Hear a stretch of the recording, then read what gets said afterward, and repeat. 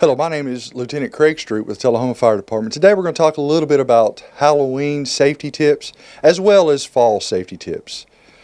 Well, a lot of our fall and Halloween safety kind of overlap because what we're usually referencing is decorations. So we want to make sure what type of decorations we're using, because oftentimes it involves flowers, corn stalks, and things of that nature, which tend to dry out in the fall, and they really do become a fire hazard. So we want to be very careful where we place those around our home.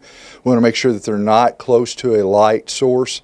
A light bulb can actually put off a significant amount of heat, and with those dried foliage, they're very easily ignited. So we want to be very careful where we place and how we decorate our homes.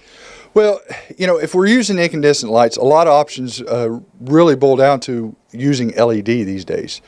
There are a lot of great options on LED light bulbs. They even have some, I know with fall we tend to try to want to go with a different color than that bright white LED, but they make some great bulbs out there that put off very little heat and actually are very efficient as far as electricity. And they're really affordable these days, whereas in the past it was really a significant difference on being able to purchase those.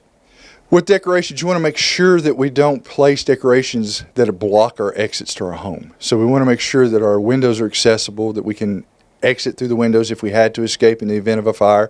Also our doorways, we want to make sure that we don't put some sort of decoration on the door that would hinder our ability to exit our homes in the event of an emergency. Yeah, it'd be a great time.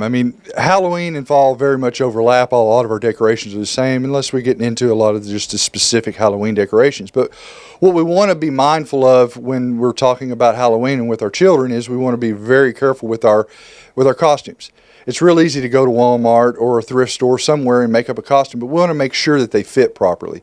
We don't want them to be a trip hazard for our children to be out and about, because we're going to be usually going from neighborhood to neighborhood and enjoying our festivities.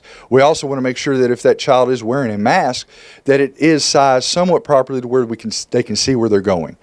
We're going to be out on the streets. There's going to be a lot of traffic, additional traffic. Hopefully everybody's being safe and aware that they're trick-or-treaters. But we want to make sure our children that are out enjoying this holiday have the opportunity to see where they're going and not walk into a hazard. We also want to make sure that we provide them with some sort of a flashlight. That helps the child see where he's going, but it also helps drivers as we're on sidewalks and going from yard to yard enjoying our night, helps them easily see them. It could be something also as simple as a glow stick, tying a couple glow sticks onto their costume.